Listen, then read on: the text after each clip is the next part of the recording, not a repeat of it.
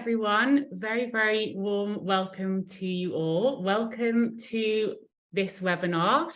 Today, we are here to talk about designing anti-sexism into your organization and embracing equity. Thank you all so much for being here. My name is Ruby Clark. I use she, her pronouns, and I am Director of Consultancy at Fearless Futures. I'm very pleased to be your host for today with our wonderful panel, who I will introduce very shortly. I wanted to start out by just doing some basic housekeeping, just so everyone knows how this webinar is going to work. First thing to say is that captions have been activated, so you can press show captions at the bottom of your window to enable them for yourself, if you'd like to use that function. Second thing to share, for this webinar, we'd like to offer just a specific content warning. This talk will touch on specific examples of inequities and inequitable realities for marginalised folks. So we just invite you to do what you need to do to take care of yourself throughout. If you need to take a break, step away, whatever you need to do, you know how best to do that for yourself. So we just offer you that invitation. This talk will be recorded.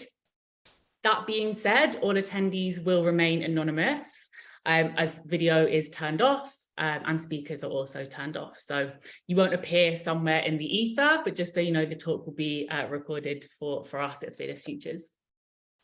What else do I need to share with you? There will be a Q&A at the end, I'm very glad to share, and we really invite you to post your questions in the chat. You can post them as they come to you as our panelists are speaking. Don't feel that you have to wait to the end.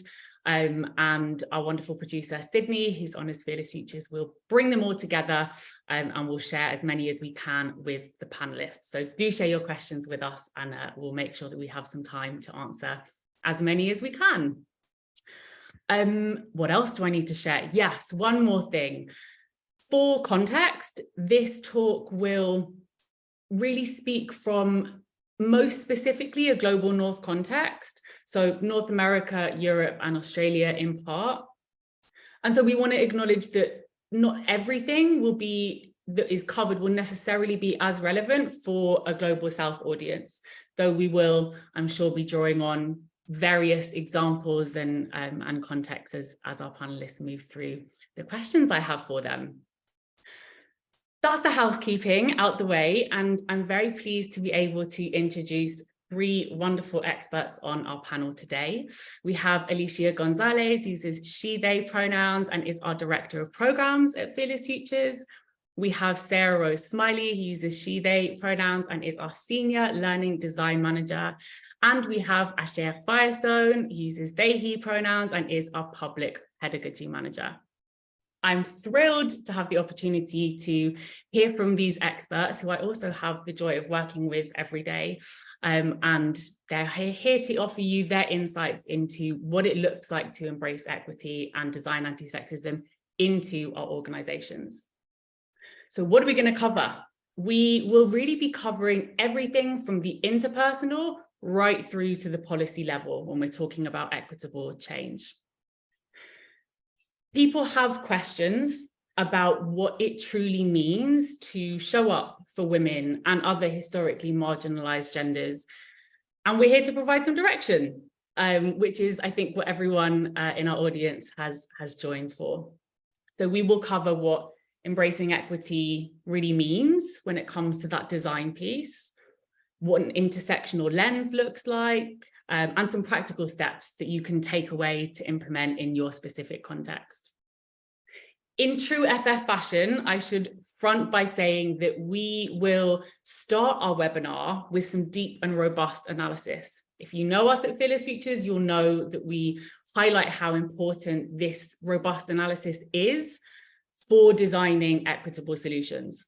Simply, if we don't have the diagnosis right, our solutions can end up taking us in some less than useful directions. So we're going to keep that analysis front and center and then move through to some practical actions and solutions. But that's enough of my voice. You're not here to listen to me.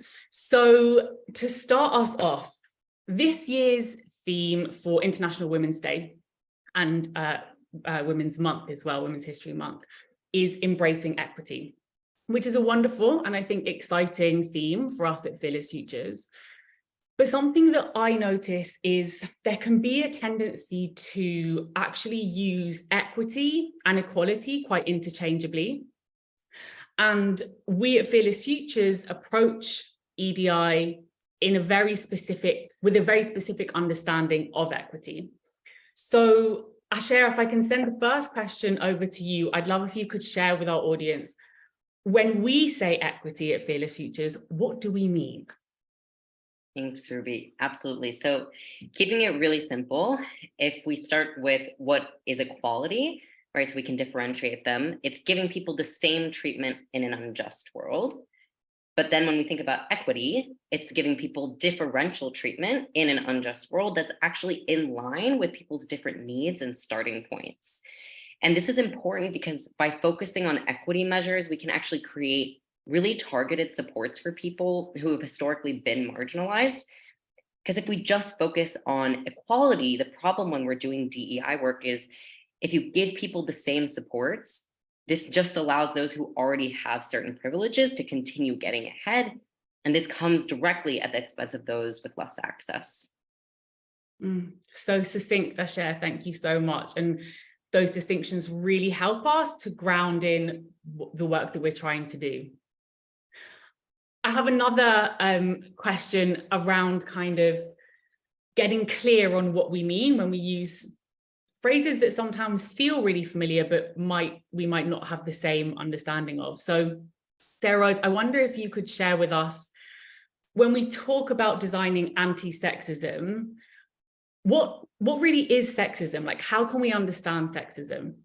Yeah, absolutely, Ruby. It sounds like a simple question, but it's a very layered one, right? So at Fearless, we know that it's key to understand a system in order to know how to take it apart, right? You have to know what the mechanics of it are.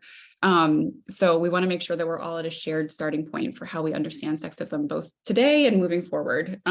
So really simply put, sexism is a system of oppression that disadvantages women and advantages men. And we're going to get a bit more into the nuance of all of that, but that's our starting point, right? So we know that at the root of sexism, which is very global, as we all know here on this call, there are negative ideas that exist about women, right?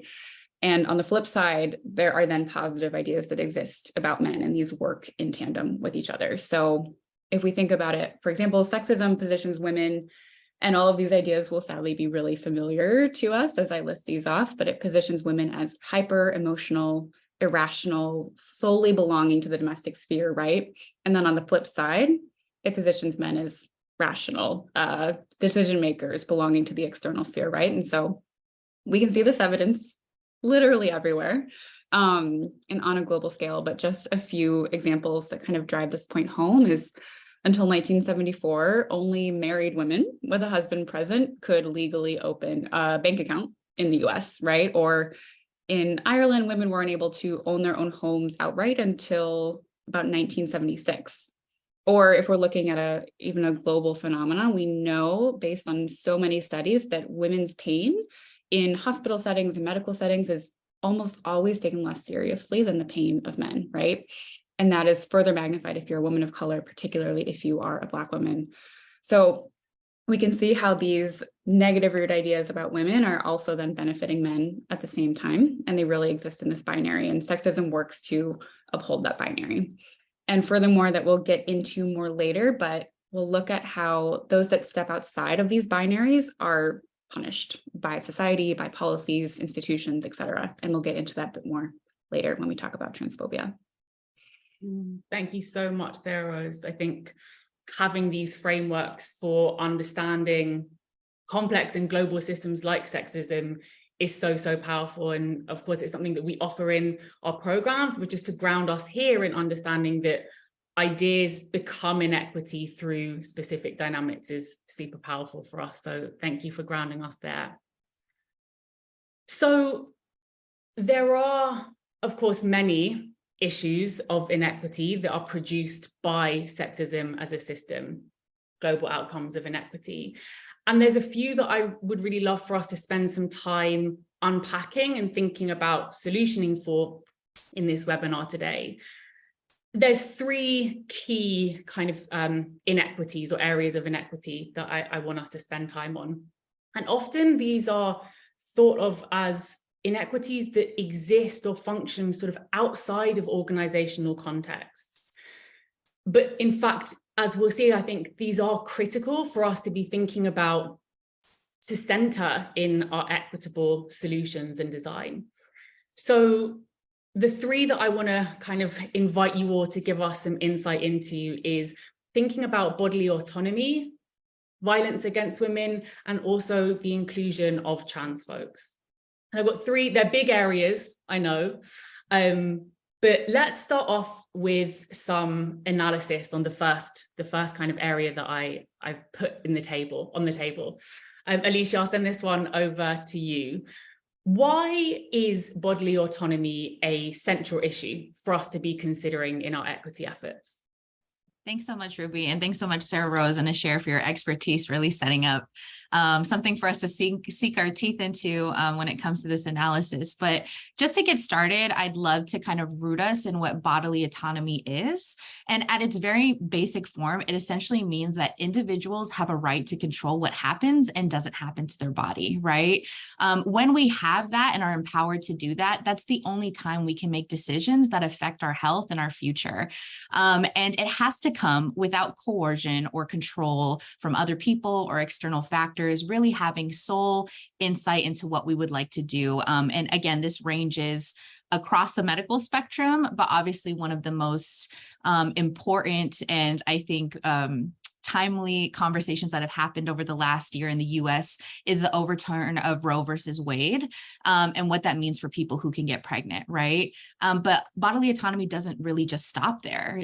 This is, of course, also not a singularly American thing. We know that people in the UK, particularly in Northern Ireland, don't always have access to abortion in the way that they need to. And so we've seen that this type of policy that has completely, overturned a decades-long protection that people who can get pregnant have really, signifies the way that our bodies, sexuality, reproduction, and movement, just in general, across our workspaces as women of color, gender nonconforming folks, has been controlled and policed for hundreds of years, right? And it's often violently and at the expense and cost of our rights. So when one area of bodily autonomy, like Roe versus Wade, is attacked, it happens very often that other things follow. And we've seen that again with anti-trans legislation that's happened across some of the southern states in the United States. And it's essentially telling trans and non-binary folks what you can and cannot do with your body. So the reason that talking about bodily autonomy as a concept is so important at our organizations is that this doesn't just affect women or people we perceive that can get pregnant. It's affecting people at every level of our organization, and often in very, drastic ways. And if we're not responding to that in an organizational context, then we're not creating a space in which people can make the right decisions for their health and their families and their lives, right?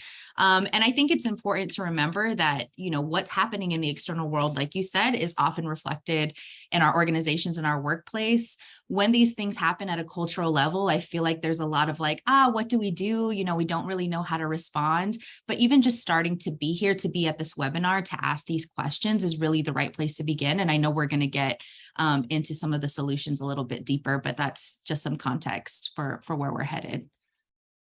Thank you so much, Alicia. And, in the kind of wider conversation around access to abortion and abortion rights, I think about the context in the UK, and sometimes a tendency to think, well, we have a totally different context over here, right? And, what you were sharing reminded me that when Roe versus Wade was overturned by the Supreme Court last June, I think if my dates are right,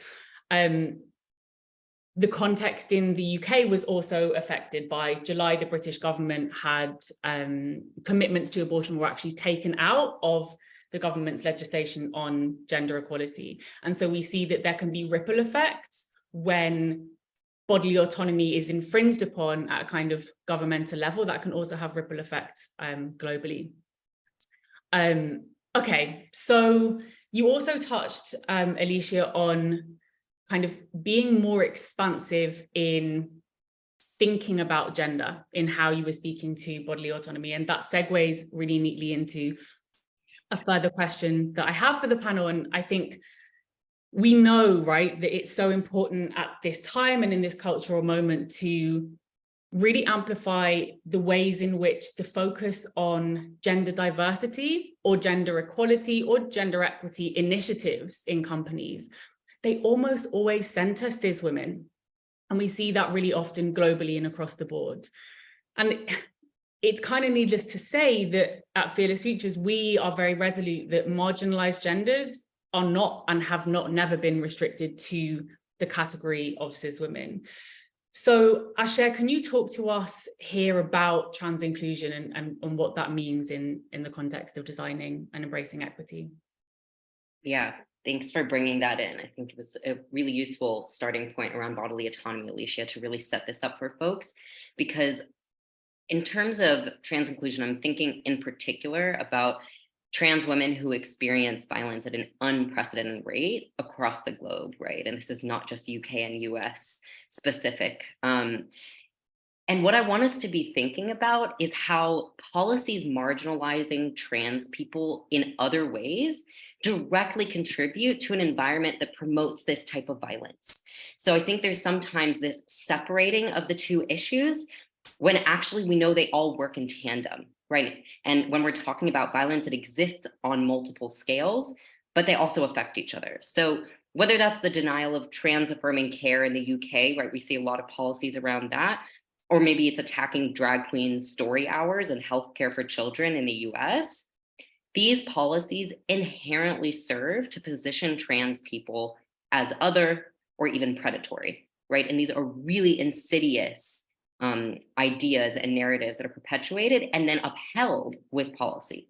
So if people were concerned about the well-being of children in the US, for example, they would be regulating gun laws, not drag shows, right? And I think that that's a pretty clear example. And when we bring it back to this theme, when we're talking about protecting women as part of Women's History Month, International Women's Day, et cetera, we need to be asking, who is actually afforded protection, right? And as Ruby mentioned before, it is most often cisgender white women. That is who is most often afforded protection. So we need to be interrogating, right, why other types of feminist movements include some women and not others, because it inherently makes trans women less safe. That is the direct result. And I also really want to emphasize here that when cisgender women and trans women are pitted against each other, this ultimately lets cis men off the hook in the fight against sexism, right? It maintains that violence and maintains the status quo. And I think just bringing this back to bodily autonomy, by claiming that anyone who is not a cisgender man is biologically inferior, right, which is what's happening here, men are given a rightful claim to positions of power, leadership, and control, right? That is what is ultimately maintained. And it legitimizes the oppression of trans and non-binary people, which is just so rampant in these negligent healthcare systems, and also in the increasing of murder of trans women of color specifically. And I think naming that is really crucial so that we're recognizing that there are going to be people within these categories too, who experience more violence because of the intersections of their identities. Absolutely. Thank you so much, Asher. I mean, there's so much richness in what you've shared, but it probably won't be surprising for many of our audience to hear me say that, you know, we often see the struggle for equity for women and trans folks positioned as somehow in opposition to one another, right? And these are two communities who do experience violence, right? That is rooted in ideas about gender. And actually to emphasize that there is an inherent connection in equity for these groups is a really profound and incredibly important place to root our solutioning, right? Rather than the communities being in sort of opposition. So thank you for grounding us there. I think that's incredibly important. Another area that is very sadly a kind of obvious one for us to talk about in this webinar is the reality of violence and gender-based violence, right? And the specific contours of that violence that require really targeted and specific solutions for equity. Sarah Rose, if I can ask you to share with us, what do you think we need to be really focused on here when we think about solutioning against this kind of violence? Yeah, thanks, Ruby. And I really appreciate the conversation. I think what Asher just shared around rates of violence against trans women, it's also a part of this conversation, right? When we're talking about violence against women, we absolutely need to be centering many different aspects of identity in that conversation. And so I want to talk a bit about what taking an intersectional approach means when we talk about violence against women. And so we know that women globally, right, are at a very high risk of experiencing violence around the world. 1 in 4 women experience violence in the UK, 1 in 3 experience violence in the US. And we know that these statistics are much, much higher for trans women, particularly trans women of color. And we know, just as Asher pointed out, that what gets erased in this conversation is the fact that most perpetrators of violence against women are cis men, right? So including that in the conversation is so, so key. And when I say we have to think about this intersectionally, what I mean is that gender is not the only factor when we're talking about gender-based violence, right? There are so many different identity factors and positions that are going to influence what this looks like. So women that are disabled, women that are sex workers, women that are immigrants, women that are queer, trans women, women of color, women of marginalized religions, right? Women of various classes, women of different ages. All of these factors are going to be a part of the picture of violence against women, right? And so often our solutioning does not take this approach. We don't include all of these different intersections of how this exists in the world and how it affects women.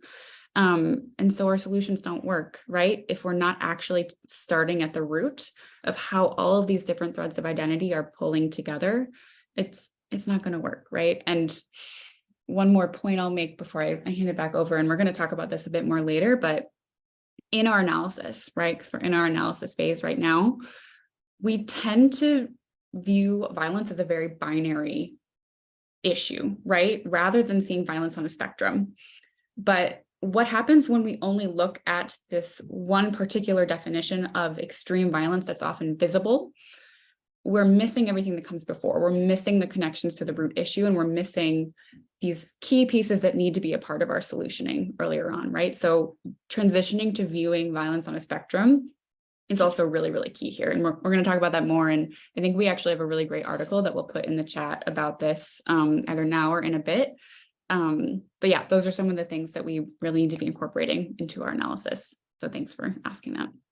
No, thank you, Sarah Rose. I think, it's an area that leaders often talk about, the challenge of like, how do we get away from this good bad binary in our inclusion work? Because when we're operating with the idea of good people and bad people, well, that becomes a very difficult thing to solution for, because we've kind of pathologized that violence is this covert thing that is wielded by bad people. How do we then attend to the micro instances of violence that can and do happen in our organizations, right? And I love that you've emphasized for us that we need to be in the root, understanding what produces that violence if we want to create change. So I'm really grateful to all of you for kind of keeping us in this space of really robust analysis and some kind of diagnostic work around these really critical issues that I've surfaced or brought to you. And that's because so often when it comes to equity and inclusion work, there is a bias for action, right? We want to get things done. We want to create change. And that can sometimes chime up against the reality that we need to have this deep diagnosis for our solutions to be effective. So thank you for spending some real time kind of sharing with our audience these key, deep analytical pieces that we need. I do, though, want to turn to some material actions for our audience and really think about the kind of structural change that we can create in organizational context to design anti-sexism. into our organizations. And I should say, I can see there's questions coming through our Q&A section. So folks, keep them coming. If you're holding one, don't feel like you have to, you can bring it in, and we'll get through as many as we can at the end.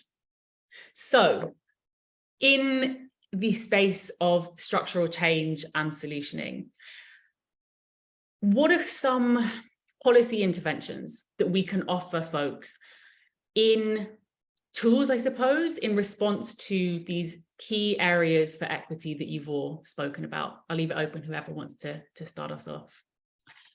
I think I can start us off, Ruby. Again, I just want to highlight the expertise of everyone on the panel, but also I really appreciate you reframing and rooting us. Like, we're talking about these really big, complex external issues, but if we don't address and understand deeply how these show up at the micro level at our organization, then we can't do anything about it. And that always brings us and steers us right back into policy, which is really important and what a lot of people are here for.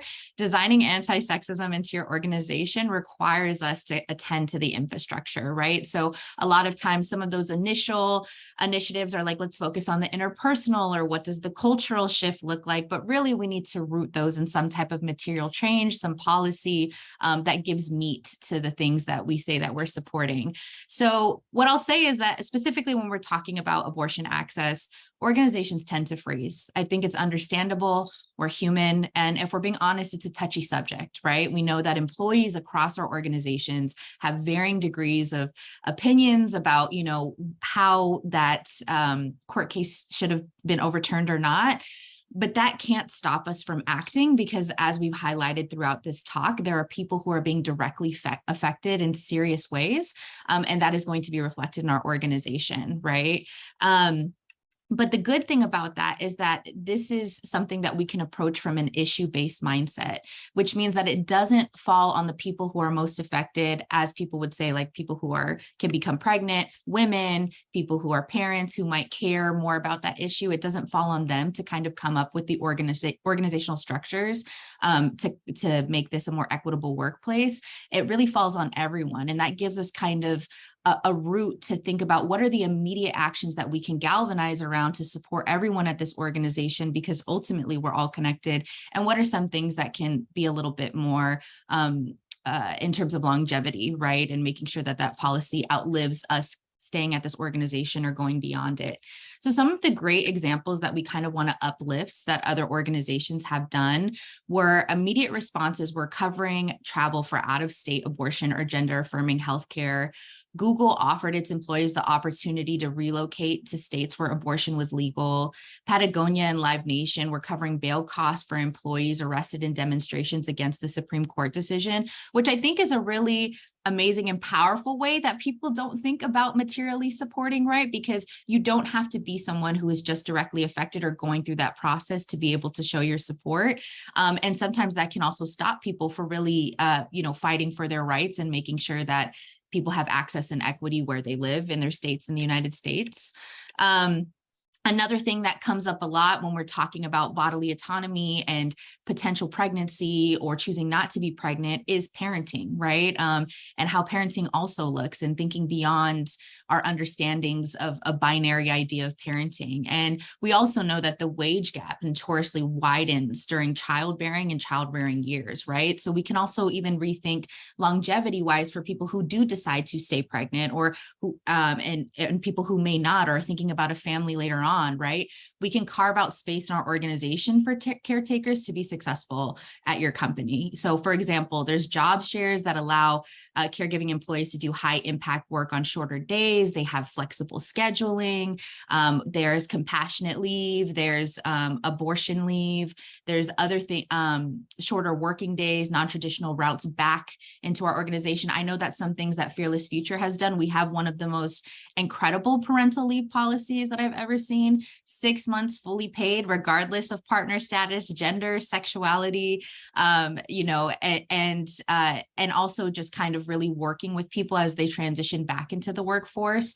So that's something that I've seen be really if effective for organizations to retain their talent, but also let their talent know that they're invested in them and their life outside of what they provide at this organization. And we've also seen this in places like Spain, right? They also have paid parental leave that's regardless of partner status, gender, sexuality, and they also have abortion care and leave as well. So I think those are some of the major ones that we'd like to uplift that are some immediate implementation that you can do at your organization, but also kind of do that cultural shift and lead us towards those interpersonal conversations to make sure that everyone is moving in the direction of travel.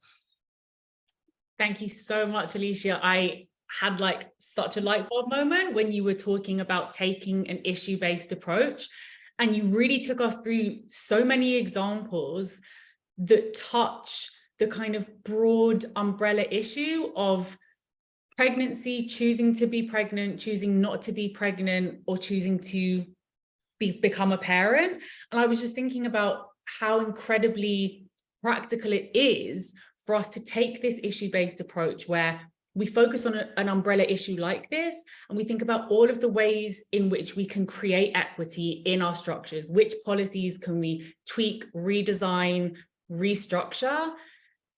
That is, I think, an incredibly powerful way that we can accelerate change, right? When we're thinking about designing equity into the structure of our organization. So just loved that so much. Really wanted to kind of underline that piece. Asher, I wanted to come back to the powerful piece that you shared with us at the top around what it means to center and prioritize trans folks in the changes that we're trying to make. And I wonder if you could take us into the practical. What do we need to be doing to, well, practically and meaningfully include trans folks in these structural solutions? Thanks, Ruby. So going back to these concepts, exactly like you just brought up about this interconnection, right, of inclusion and equity for cis women, for trans people, non-binary people. These are connected because of the essentialist ideas of the gender binary, right, which is what I was talking about earlier, being rooted in sexism and transphobia. So it can be really powerful when we're policy building to use exactly what you mentioned, this issue-based approach, where we can offer solutions for a variety of needs. So one example I can think about is when we talk about bodily autonomy and we talk through this analysis, but if we want to go deeper, we understand that this is so often denied to all marginalized genders, right? In terms of being able to decide how you dress and how you present your body to the world without fear of gender-based violence and assault.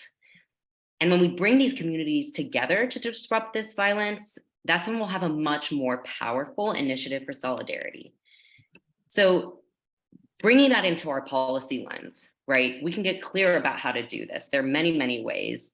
If we're using this issue-based approach, we could turn our attention to our office infrastructure, for example. So one of the aspects might be our bathroom facilities, right? And we know that that's a large area that's being, even today, I think a piece of legislation went through taking away those rights for some folks for trans folks in the United States. So an issue-based approach here would allow us to explore how the standard way of doing bathrooms impacts not just trans folks, but also disabled folks, for example. And using this lens, right, we can see that the investment we can see that there would be deep investment needed, right, to create single stall, gender neutral bathrooms that actually provide the dignity and safety to trans and or disabled staff. And when we're tackling this issue first, rather than just identity, we can solve for multiple marginalized groups at the same time. And that's exactly what Ruby highlighted earlier. So this is just an example of this. There are a lot of other policies I think that people can think of, right? How we're talking about gender expansiveness, even in our own policy documents within the organization, right? How are we including non-binary folks in our conversation about trans people, knowing that it's not just about men and or women? So really writing that into our policy and emphasizing that we're focused on this and expanding our language and learning, and also going into the even more deep policy level of healthcare, right? And that'll be different based on the UK and the US contexts. In the US, we need to be making sure that healthcare even covers trans folks' gender affirming surgeries, right? And in the UK too, are people being given the appropriate amount of time off and the amount of bureaucracy required to even get one of these surgeries in the first place?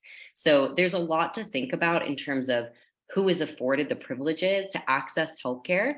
And we know that we're going to have to deeply invest in this if we want to make our workspaces inclusive towards trans people at all. Thanks so much, Ashia.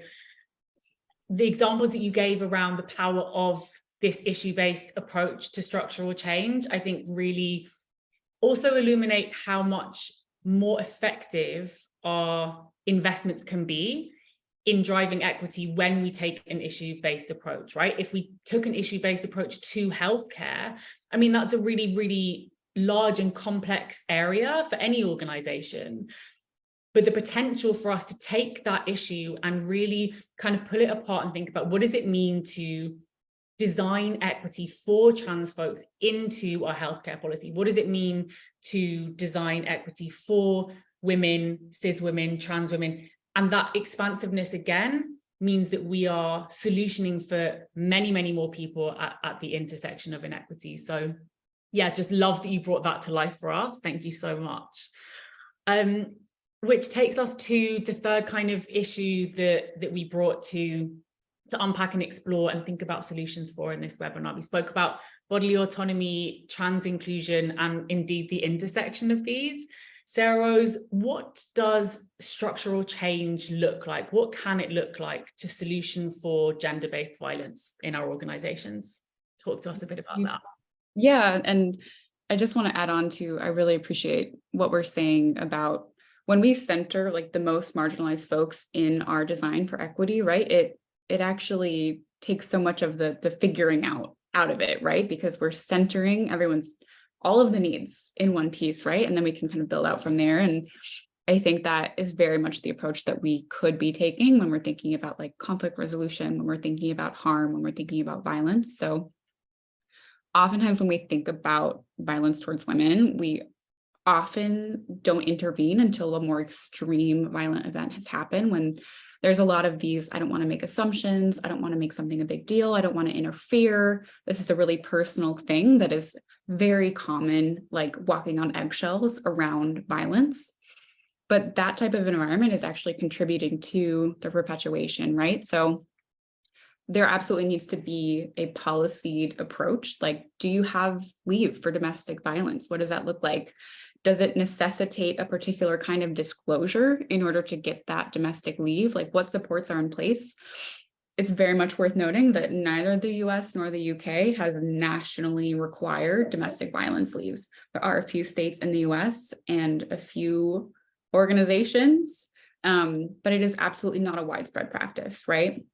And so what does it look like for someone who is in this situation and needs time, right? Like, what are all of the steps? What are all of the barriers that are in place for a person to get the support that they need?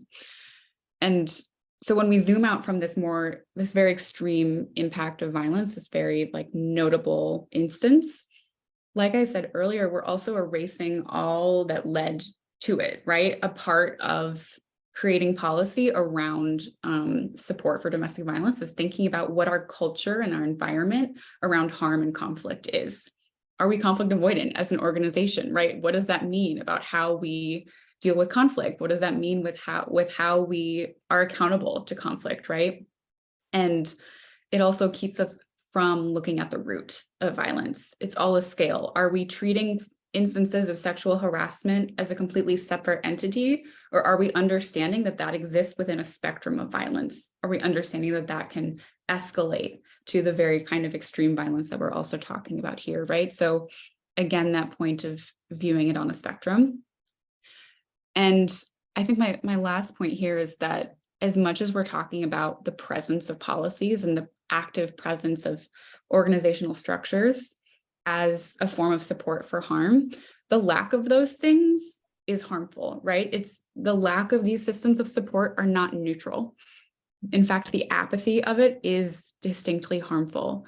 And so when we're thinking about what supports aren't in place, it's not a neutral thing, right? And it teaches us how we're looking at this conflict of this culture of conflict and how it's ingrained in our world and how it's ingrained in our organization. So yeah, view it as a spectrum is my too long didn't read summary, and look at what's not there, right? Because the absence of those support structures is absolutely another form of harm.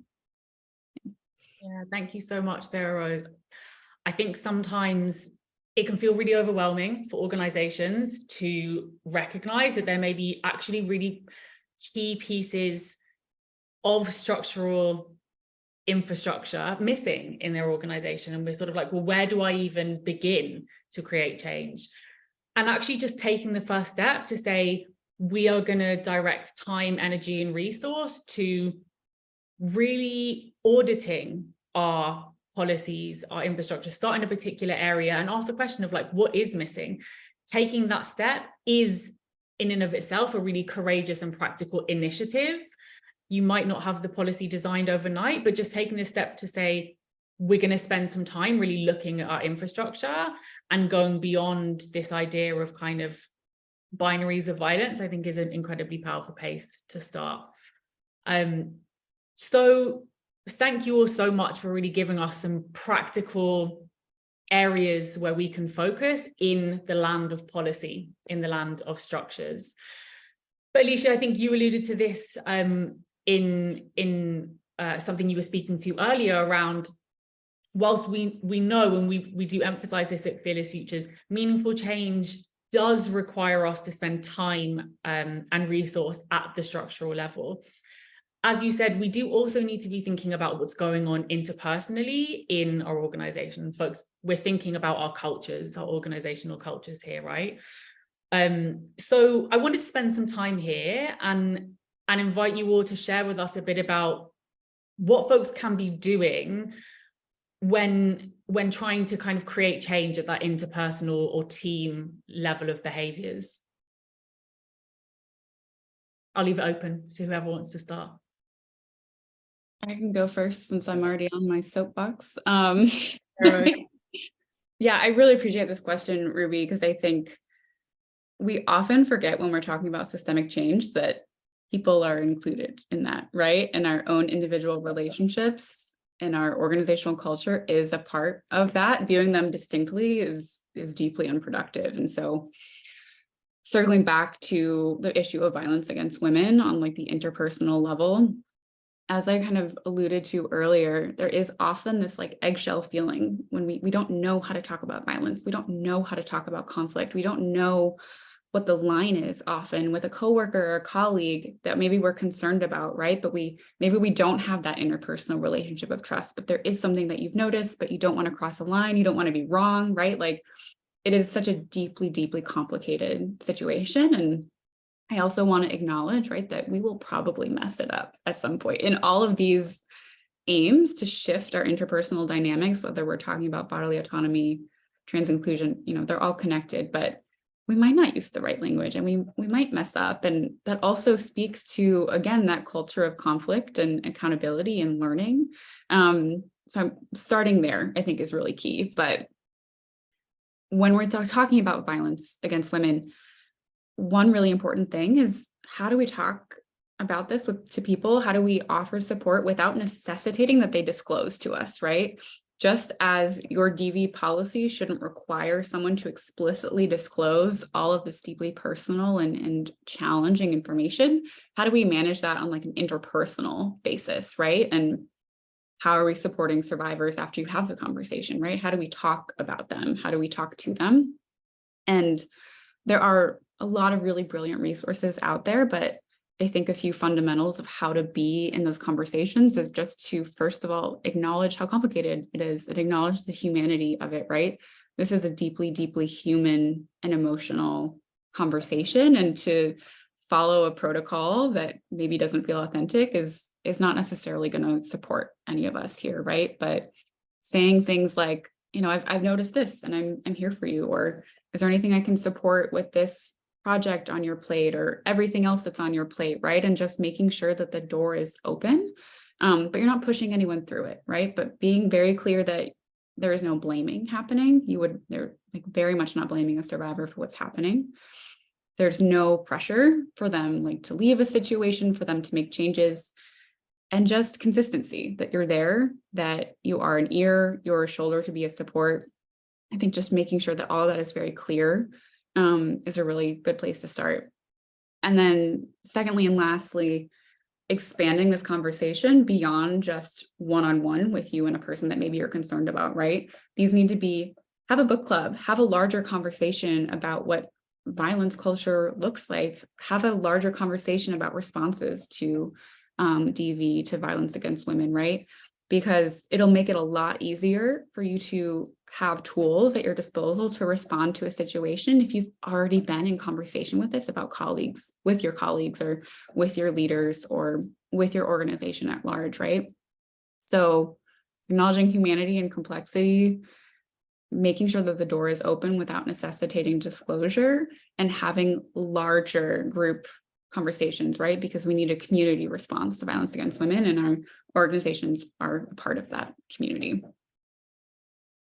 Thank you so much, Sarah. I feel like our audience just got like a kind of top line of how we offer people tools for solidarity, right? And remembering that solidarity is foundational to this work, to embracing equity, that yes, we do need to spend time in the structural parts of our organization, but solidarity also can and should exist on an interpersonal level, and building tools around that is really key. So thank you so much for that, Sarah.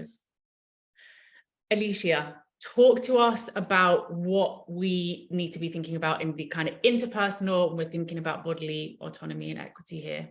Yeah, absolutely. Thanks so much. And Sarah Rose, I really love that you brought in the human piece to this. Work is deeply human. And I think what we've seen, I would definitely say over like the last 20, 30 years, even in the workplace, is that before you had your work life and you had your home life and they were separate. And now we're seeing that there's much more overlap, especially as we have these large social issues that impact us. We have access to social media. A lot of us are getting hit in every areas of our life. And so it does bleed that interpersonal into the workplace. And so what I like to say is like, while all of these policy updates provide an immediate relief, the true cultural shift comes from a very nuanced understanding of the economic and social realities of the people that are living at the intersection of our most marginalized communities, right? And often people that we work with. And shameless plug, but I think that's why Fearless Futures is so special and why we got started, because we saw that people are lacking an understanding of what's actually going on in the world and what would they do if they had this education, right? And so I think that's something that we provide as an organization, but is also just important to provide with whatever provider or internal person that you go with, right? It's great to be recognized for doing the right thing. Often I feel like companies have that catalyst to move because they want to do the right thing or they want to be seen as the example. But the right thing is only going to get you so far, right? If there's not that deep understanding that is then infused into your organizational policy shift, right? So it's both things at the same time. It needs the human piece, but it can't get stuck there. And you can't just be organizational and try to do numbers and do a business case about why we should care about people's rights. It needs to be the fusion of both of those things for that real cultural shift and change. On a personal level, and just to share with you all, I'm also an abortion doula, which basically means that I support people who are going through the process of abortion and their partners or whoever's in their support system financially, emotionally, physically, through the abortion process. And what I will say is, having witnessed and been a part of this world, we as a society, whatever political spectrum you land on, lack a severe understanding of the emotional, physical, and financial toll that it already took on people when we had some semblance of protection, and more of the toll that it takes now, right? So that's where I think that educational piece is important, but we need to start talking about these things. And so what I've seen at our organizational levels that have been really helpful are, even language guides about talking about our assumptions around pregnancy, talking about parenting, right? Or the choice to not be a parent, people understanding the gestational process, what's happening at this point in a pregnancy, what's happening here, just really kind of upping our knowledge and making sure that we have a robust understanding of what our colleagues are going through when they make these decisions with their body, right? And I love that Asher brought in specifically too, that thinking about, especially in the US, when companies pick the insurance provider they go with, is the insurance providing the necessary care for gender affirming care for people to have access to the type of births that they want to have or not have? These are all things to really think about. And that comes from having that intersectional lens and saying, okay, I understand that this is an issue. I understand that this is happening and is alive for a lot of people at this organization. What do I know and what do I need to know more of to make sure that we have those tangible, equitable solutions that address a multitude of needs and not just a blanket statement or performative action, and really designing that policy with the people who are most affected in mind. Thank you so much, Alicia. I love that you use language guides as an example, because I think language guides kind of get mixed reviews about like the power that they can really hold as an equity and inclusion initiative. And, you know, a language guide is, we would say, a form of like structure. It's a policy, right? It can be a policy or it can be part of like a process in an organization. But I've also seen incredible work done in various different organizations where a language guide is also used to like initiate conversation and like have a lunch and learn, or like create a group that comes together to talk about like what this changes about how we understand a particular issue. So I think it's a really good example of something that can be actually have much more wide-reaching effects than just being like a stale policy. So loved that example. That was a tangent on my part. Asher, I wanted to bring you in to tell us some more about like this interpersonal level of change in our organizations, and what does that look like practically when we think about the inclusion of trans folks? Thanks, Ruby. So I want to bring it back to what I was talking about earlier around when you have these large policy level exclusions of trans people, right, that are targeting them in this way, and how this directly contributes to that individual violence that we then see towards trans people. I want to bring that down to the interpersonal level in our organizations. So something that I often see is a huge problem is the way that people will bring up abstract topics to use transness as a debate rather than humanizing people. So this comes up in all sorts of different ways. But often people might give voice to controversial opinions by people who explicitly exclude trans women from their feminist efforts, right? So if we're thinking about UK contexts, the first name that comes to mind is J.K. Rowling, right? And what that means when people are offering, oh, well, maybe they have a point, maybe that's what this means, and playing devil's advocate, basically with people's humanity. What kind of environment of violence that creates in their own organization towards trans people. And by the way, when you're even thinking about who you're talking to, you might be making a lot of assumptions about what transness looks like, right? People need to have a mindfulness about people's experiences. People are constantly on different gender journeys.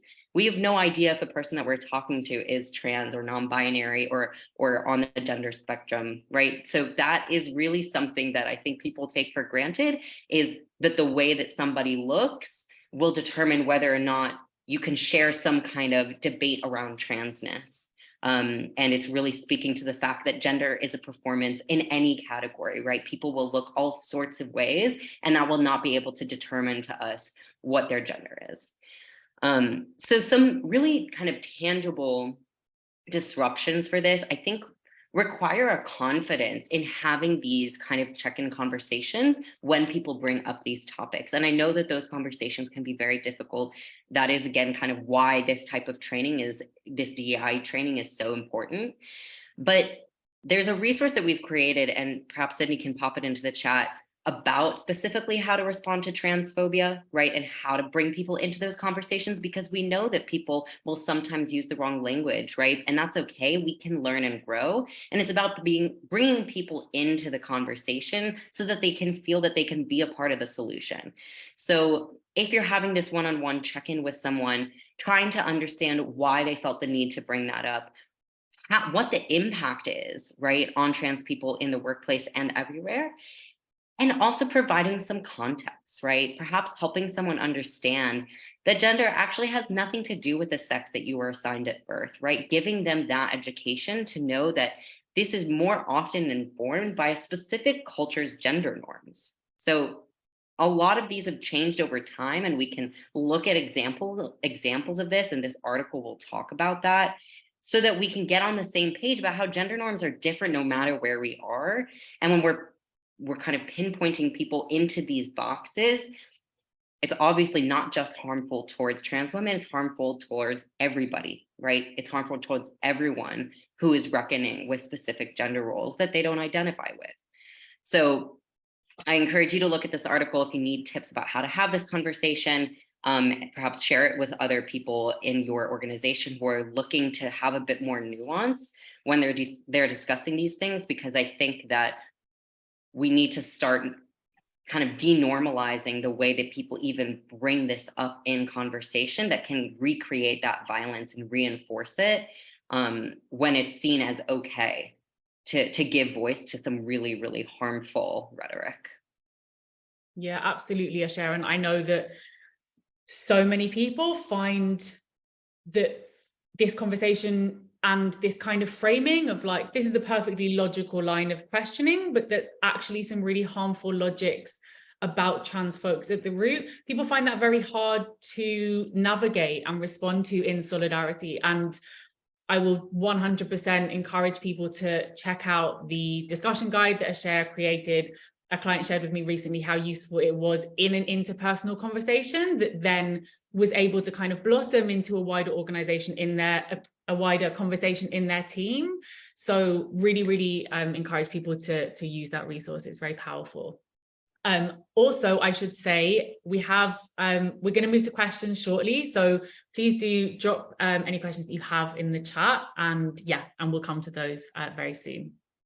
Ruby, I have to interject real quick because I couldn't let you off the hook since you are also, an EDI specialist. But I think we've talked a lot about what we should be doing at organizations, but I'd love to hear from you as a final analysis before we hop into the Q&A. So like Ruby said, get your questions in if you have them. But what are your thoughts on some of the common things we see that just don't work, really? They really don't have the impact, or I shouldn't say they don't work, but they don't have the impact that we think that they do, right? When it comes to these equity initiatives, I'd love to hear a little bit about your expertise and what you think about that. Oh, this is a good question, Alicia. What do I think doesn't work so well? I guess an approach that I see organizations often take, and I think it can come from a really well-meaning place, but that I'm going to share why I'd avoid it, is like representation for representation's sake. And what that looks like can kind of have different flavors, different contours, but it basically means organizations often observe that there is a numerical lack of representation of women, perhaps also they're thinking about trans women, gender non-conforming folks, non-binary folks in their organization, or perhaps specifically in leadership, right? And they kind of see that this is an inequity, right? We know we can say that as inequitable. And the response to that is to increase the representation of women, trans folks, gender non-conforming folks. And so we might see initiatives like setting quotas, benchmarking, and then setting a quota to increase the representation of, let's say, women in leadership by 20% in the next 12 months. You see these initiatives really often. And there's a couple of reasons that I don't think this initiative or this kind of initiative is as effective. The first thing to say is it's an approach that responds to an outcome without going below the surface to understand what has produced that outcome. And so it's a bit like putting a Band-Aid on an open wound. It doesn't really ask the question of how we got here. And so what happens is we may be adding marginalized folks into contexts where the dynamics of exclusion haven't been interrupted.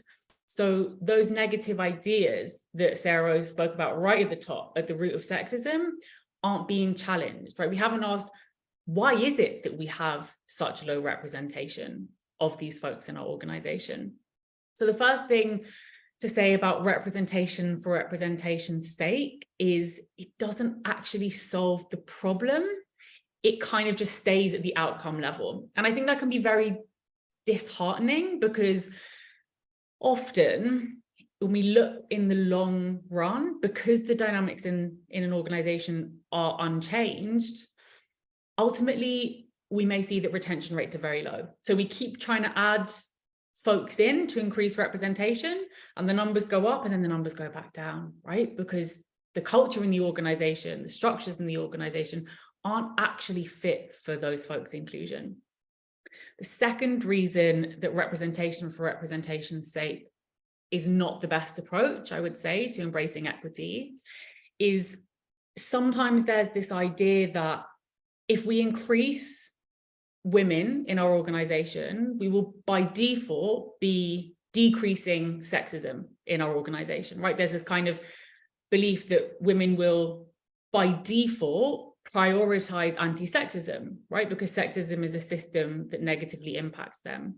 But the reality is, unfortunately, because systems of oppression like sexism are so deeply ingrained and structural, anyone can uphold that system, even someone who is negatively targeted by that system because of their identity, right?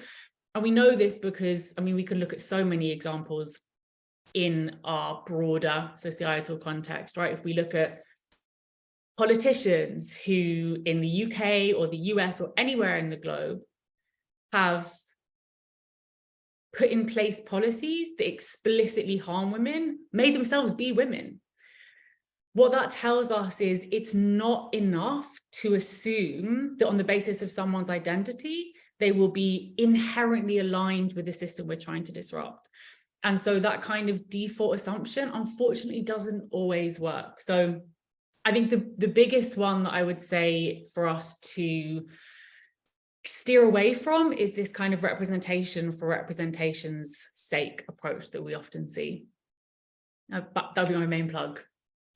Thanks so much for that, Ruby. I'm kind of stealing your moderator responsibilities right now, but the only reason I'm doing that is because I wanted to transition us to the Q&A, and I think actually give you this question that was asked since you were just talking about it a little bit. But someone asked, how do I get my leaders to support structural change in the organization? There's a lot of interest in empowerment sessions for women instead. So if you want to just, I know you kind of talk to it, but if you want to give some more like tangible, like what would I bring to a leader, besides recommending them for our Design for Inclusion program, you know, so let us know. Absolutely. Yeah, this is a great question. So there is a couple of ways that we can kind of engage the power holders in our organizations to try and galvanize them around effective strategies for change. Empowerment workshops are a big thing. They are a really big thing. I mean, I've been invited to them and invited to speak on them, and they are often a kind of mainstay in organizations.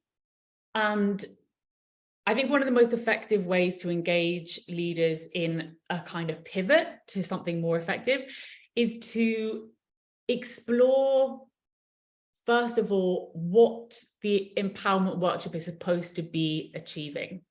So like really engaging them in a conversation, if you have that proximity to leadership around, okay, so what are we trying to achieve here, right? And we might hear things like, you know, we want women to be more assertive, and we want women to have the skills to lead on high stakes programs and be able programs, services and products, and so on and so forth. And then maybe engaging them in some thinking together around what ideas there are about women at the root of this kind of initiative. Like, what does it communicate to women if we say, you know, we know that women in our organization don't progress to leadership as quickly. We know that women don't get allocated high stakes work. We know that there are these issues. So we want to teach you how to be more empowered. Like, where are we saying the problem with sexism lies, right? We're kind of saying it's women's problem, and women need to like find more time to do more empowerment stuff so that they can be better in our organization. And it might sound really obvious, but I think it can be a real light bulb moment when we underline that actually this initiative might be rooted in the very sexist ideas that produce inequity in the first place. There might be a learning piece. I think the other thing that we might want to do in engaging leaders in supporting structural change is highlight how an empowerment workshop doesn't really create long-term solutions, right? Like, are we saying that we're going to empower like these 5 or 6 women and give them the skills? What about everyone else in our organization? Like, where are men in these initiatives? And so I think emphasizing how much more effective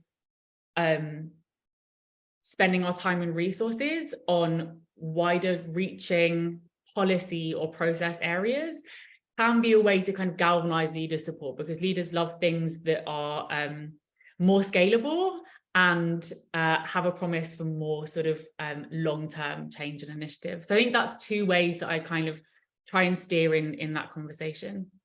That's a great question. Thank you so much to whoever you are. I hope that was useful. We've got another few questions here, and we've got a bit of time, so I'm going to steal back my moderator chair so I can throw a question over to the panel.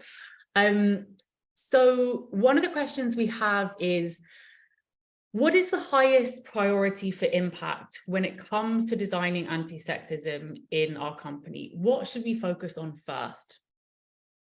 Starting point. What do we think, folks? I'll send it over to, anyone. Alicia, I can see you rearing to go. You know, I'm thinking about it. It was like my wheels were turning as I was hearing the question. I think I'll start off and say that the hard answer is that there's not really a hierarchy. It all needs to be done at once, right? And that's why we take an intersectional approach to how we look at different oppressions interacting with each other and how that might show up at our organization.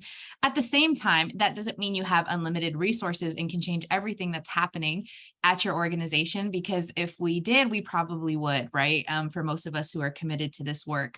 I think that this is an important moment to ask, right? Where data can be helpful and not where we get stuck. But one, we really want to think about first and foremost, why are we asking this question, right? And what are we prepared to do when we get the answers? So if we're asking people in our organization, what is the most alive for you? What do you feel like in relation to your job and your positioning, how these things are affecting you, right? I think it's the best place to go for that information about where to start is your own people, because they're going to give you the most live and nuanced and insightful answers, because they're experiencing it on a day-to-day. Once you gather that information and you have that direction of travel of, this is why we asked this question, this is what we're prepared and committed to do, then you're able to kind of get a playing field about how we analyze these different systems of inequity that are happening at the same time and what is most realistic to address. So I wish I could give you just like, this is the first thing to go to. And I'm more than open to hear what the rest of the panelists have to say. But I just think the reality is it's a question that you need to ask your organization and the people who work at your organization, and get really clear and prepared as to why you're asking that question and what leadership is ready and willing to do to address what might come up. I think that's the first place to start, actually. Would anyone like to add anything? Yeah, thanks, Alicia. And I agree. I think the question might not be what issue should you start with first, right? Because they're all going to be prioritized in that way, but it might be, what's your strategy about getting people on board? So if you're talking about what to do first, it might be getting the investment of all the departments in your organization, right? It can't just be this one DEI person who's trying to shift the culture of an entire organization. It won't work. So it's actually like interrogating what kind of investment, like Alicia said, are we willing to make in this? And how are we going to do it across the organization? So that'll mean really, really seeing the ways that other departments will have to change their policies too, right? So that it's not blocked by a bureaucratic process down the line. So doing that work up front and saying, what is it that we can invest in now? What costs can we expect to take on so we can be realistic and get the buy-in from leadership that is needed to make this initiative happen? And I think part of that conversation too, when you're getting that buy-in, is really looking towards okay, this community of people is struggling in our organization, and we're seeing this pattern of retention issues where we're constantly bringing women and trans folks into the organization, but they're not staying, right? And that's true of many different marginalized groups in the workplace. So if you have that as your starting point, then you know that this is not just a separate issue for your one DEI lead to handle. This is actually pivotal for the entire functioning of the organization. So it should actually help reprioritize and shift that to emphasize these types of initiatives, and get that buy-in to understand how you're going to get all that investment that you're putting into your people and your talent to actually mean something, right? To support those folks in a really tangible way, and in a way that allows the organization to thrive. Knowing that this is a long-term investment and not just a one-off initiative, because as we know from Ruby talking about the empowerment workshops and other things, these one-off initiatives are not what changes an organizational culture or policy process. Yeah, I love that. Thank you both so much. I have another question from our audience. This person has asked, how can we start the conversation about sexual harassment and violence in our companies? I feel like it is a hard topic to broach and people can feel very sensitively about it. So how can we start the conversation? I'm happy to jump in first here. I'd love to hear Alicia's shares thoughts as well. I think this is a really good question. And I think, first of all, understanding that when we treat it like a sensitive topic, that's a part of the issue itself, right? Because there is such a deep stigma around sexual harassment, talking about violence, that what we're actually doing is centering the wrong people's comfort in that conversation, right? Because what we actually need to do is be very vocal about it. So it's kind of a bit of a meta moment stepping back, but first of all, doing that reflection on why is it hard to talk about this here? Like, what are the factors that are contributing to this being a challenging conversation for us to have here? Is there not enough trust? Is there not enough level of awareness around the different forms of systemic oppression that are influencing this, right? Are there different power dynamics that lead to conflict resolution really being an uncomfortable thing here, right? It's a more complicated question than how do we start talking about it, right? Because there's so many factors that go into it. So I would actually start with that level of reflection, right? Like almost doing an audit of what are the environmental factors, what are the organizational and cultural factors here that are contributing to this being like an eggshell moment for us. And that's not to say it's ever going to be an easy conversation to have, because it, as we've been saying all along, it's deeply human, it's deeply hard, it's deeply emotional, and it affects us all.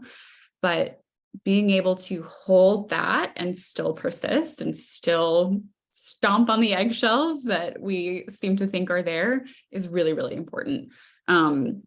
So if folks have other things to add, please feel free. But that was my first, reaction when hearing that. I actually have a follow-up question. So this person has said, I definitely feel like we need some kind of training. What do you think we should look for in a provider of anti-sexism education? Great question.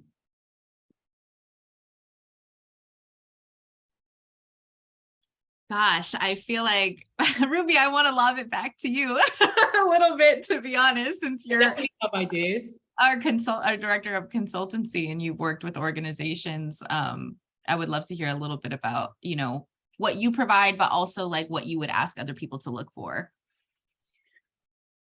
Yeah, I think, there is some very, very varied approaches in anti-sexism training, whether it's kind of focused on sexual violence and disrupting sexual harassment, or whether it's kind of broader anti-sexism training. So I think, yeah, it's great to really dig into like, what do we need a provider to have in their toolkit, in their approach for the training to be effective. I think as you've all alluded to, I mean, Sarah Rose, you definitely underlined this for us right up top. I think we need to be approaching anti-sexism through a framework that allows us to identify the dynamics that produce sexism. Like, we need to have a systemic analysis of sexism that identifies like the root causes of the inequities we observe. So I think the first thing I would say is make sure that whatever provider you go with takes an approach to inequity that is rooted in systemic inequity and oppression. And that would be quite distinct from other approaches like unconscious bias training, for example, which at Fearless Futures we just don't find to be an effective approach. There's a brilliant article from our CEO and CLO on why we don't use that paradigm, but it is a very, very common approach, and I think it takes us actually further away from the solutions that we might want.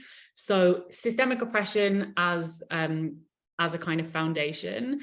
And then I think, you know, there is a multitude of reasons that equity and inclusion work and conversations are difficult and can be uncomfortable, and are often uncomfortable.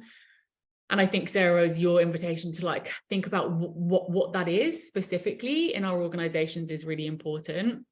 I also think look for a provider who is skilled at leaning into that discomfort and supporting participants to really gain the skill set to have courageous conversations, not just in whatever training setting you're having, but like, how do you take that outside of this container with a skilled facilitator to have that as part of your everyday.